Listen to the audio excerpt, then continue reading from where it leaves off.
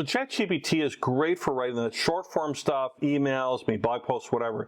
But what if you have to write a more bigger report? How can we build out a report or build out some bigger documents by using ChatGPT to help us outline and help build this out? So let's look at some examples of that here and how we might do that. So first one is, let's look at a business case, right? A business case is a document you're writing to try to get approval and funding to start a new project. It's not an actual project plan or anything like that or something you're implementing. It's asking for approval to do something, right, with a business case, particularly if it needs funding.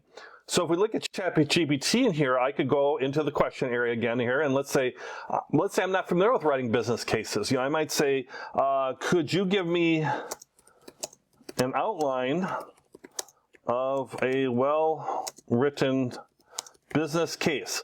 This is where you got to put in the right thing. If you wrote business plan, they might be thinking that's for new companies, right? A business plan is like you're going to get funding for a new company. That's different than a business case, which is like getting money or getting approval to go ahead with a project inside your company. So there's a difference. So you want to make sure if you put in the wrong information, you're going to get the wrong information back, right? So, give me an outline of a well-written business case. Like, what would be the different components on that, right?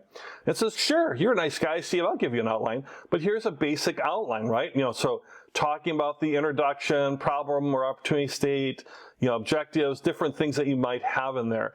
I think you would start with like an executive summary. So you can see how there's some limitations here. I'd say, maybe I would want that more, or maybe that's part of the introduction, right? Like, but I know there should be an executive summary in there, in addition to all these other things here too. And you got objectives, alternatives, and all this. But maybe I might want to put in there something around executive summaries while that's still typing away. So like for a business case, what is included in an executive summary? All right? Oops. Well, see, figure that out for me. Again, I love this. I don't have to be such a good typer. So it's a brief summary, highlights the key points, and quick overview. In an executive, you should include summary of the problem, main objectives, because an executive summary should be a review of all the different parts, right? So I can break this out and say, okay, now I know what to include in my executive summary. So when I'm writing my actual executive summary, I'm not copying and pasting from ChatGPT. I'm using this as an outline to help me write my executive summary, make sure I'm catching everything maybe in there, for example, or or I could have it expand on different types of things, expand more on what an implementation plan or whatever it might be. I can ask GPT for those types of things, right? So I could ask it to write a business case. I could write project plans. Maybe I want to do a research report, right? So maybe this would be actually better as a new chat. And so I want to write a research report on social media marketing, right? So maybe I want to say, could you write a research report on social media marketing for a pizza restaurant? Because maybe some types of social media marketing are better for some companies than others, right? So we're going to ask it to do a research report. I've never tried this before, so we're going to see how this works, right? But here's the brief outline of research from social media marketing for a pizza restaurant. Include, you have a section, then you have your introduction and all this, and backgrounds and all this, and it's going to keep kind of doing this too. I'm hoping that it'll come back with stuff like, here's methodology, different, kind. So this is like high-level report, a review on how to basically structure your report. So we've started writing a report, and then maybe you would want to expand on the different things based on what you're finding, right? So, or maybe it's not really getting to what I want to, right? What would be the recommendation? So I see how it's built the structure of a broader report, but maybe I'd want to say, how can you use Facebook marketing, Facebook ads for a pizza restaurant? Or whatever, or restaurant, since I can't type.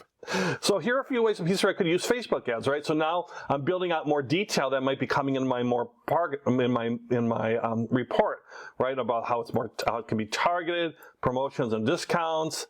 They give you some examples. Could use Facebook ads, offer a large pizza, buy one, get one free. But you think about your own business about, how could I write a Facebook ad or something like that, maybe for your own business, customer engagement, promotions, all sorts of stuff. So it's covering a lot of ground that I can then build up on that, and and then just really kind of go from there in terms of your report writing, right? And let's start one more new chat, and let's say you're a manager and you need to write a performance appraisal. Right now, usually those will come templated out, but maybe I want to talk about, from a performance appraisal for an underperforming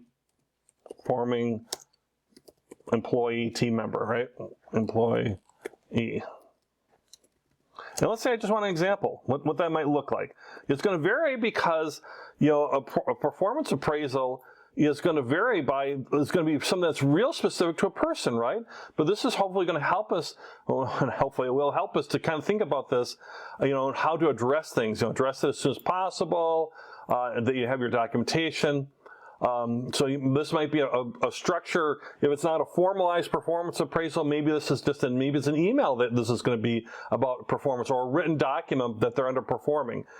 So instead of this being the formal annualized appraisal, this would actually be better using it as a documentation. Like, I've had a one-to-one discussion with somebody who's underperforming, and I have performance that needs improvement, title for the team member's name, the date. What's going below expectations?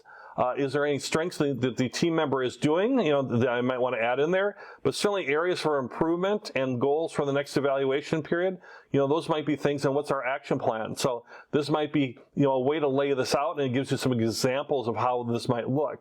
But this was for a performance appraisal. I could change this into something else as far as, could you change this to a write-up? Oops. I wonder if it'll recognize write-up for being late to work. We'll just start with that.